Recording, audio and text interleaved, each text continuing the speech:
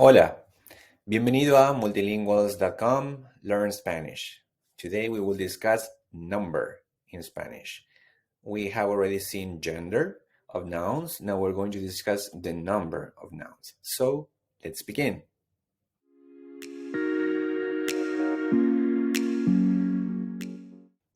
So we're going to see how to make plurals in Spanish, which is not as easy sometimes, but if you follow some rules, you are going to get there. You're going to be just fine. So the first rule is that we generally add an S to any word, okay? An S. Whether it is masculine or feminine, you just add an S at the end. So for example, we can say autos, carros, both mean cars. We can say edificios, cielos, buildings, and the skies, okay? So in all four words, they end with an O. We just add an S. They're all masculine in this case. We just add an S at the end, and that's the plural form. Here we have some other examples with masculine nouns, such as languages, programs, and subjects, okay? Idiomas, idiomas, programas, programas, temas, temas, all right? So the same here, they end with an A.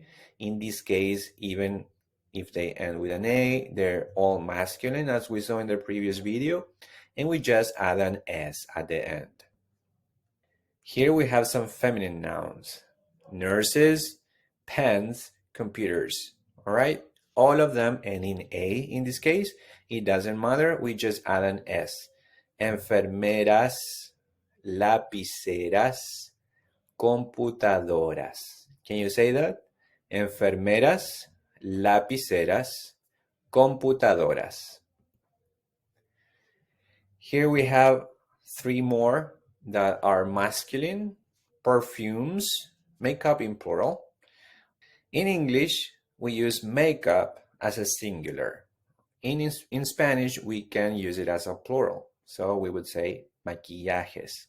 And then we have shelves, estantes. So can you say perfumes, maquillajes, estantes? There's a rule when you have a noun that ends with a consonant or stressed vowel. So for example, the first word, hummingbird, colibri, it ends with an E in the singular form, right? Colibri. So what I have to do there is add an ES at the end. I cannot just add an S because it ends with an accentuated vowel, in this case the I. So I say colibríes, colibríes. Can you say colibríes? That means hummingbird. And even for us, it sounds weird, right? There are many people that tend to say colibris only with an S, and that would sound natural for most people, but it's wrong. We should say colibríes, right? When you say colibríes, we can tell that even though it sounds weird, it's the correct form. The same with ñandú.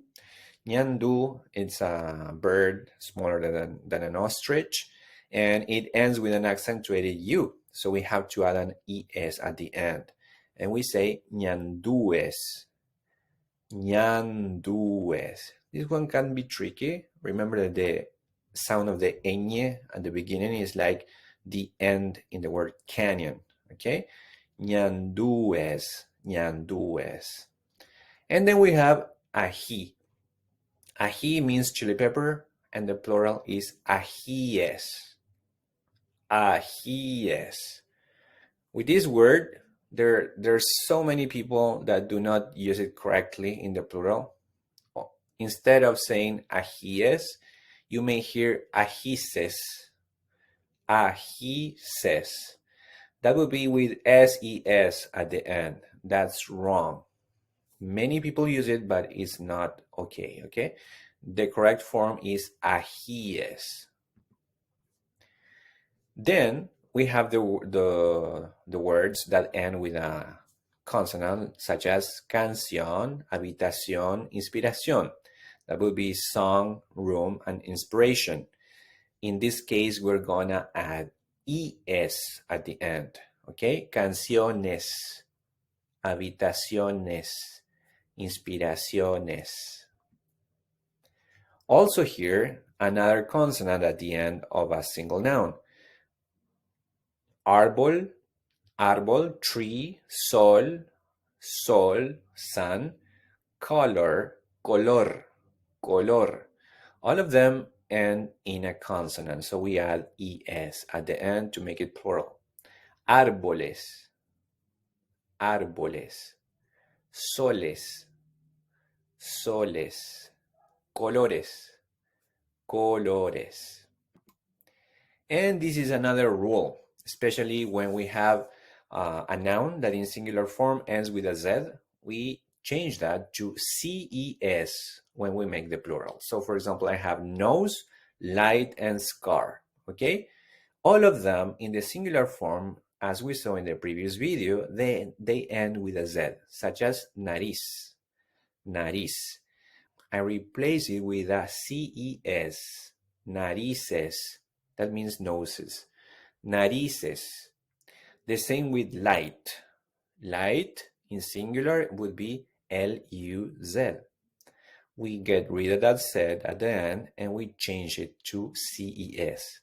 Luces. Luces. Lights.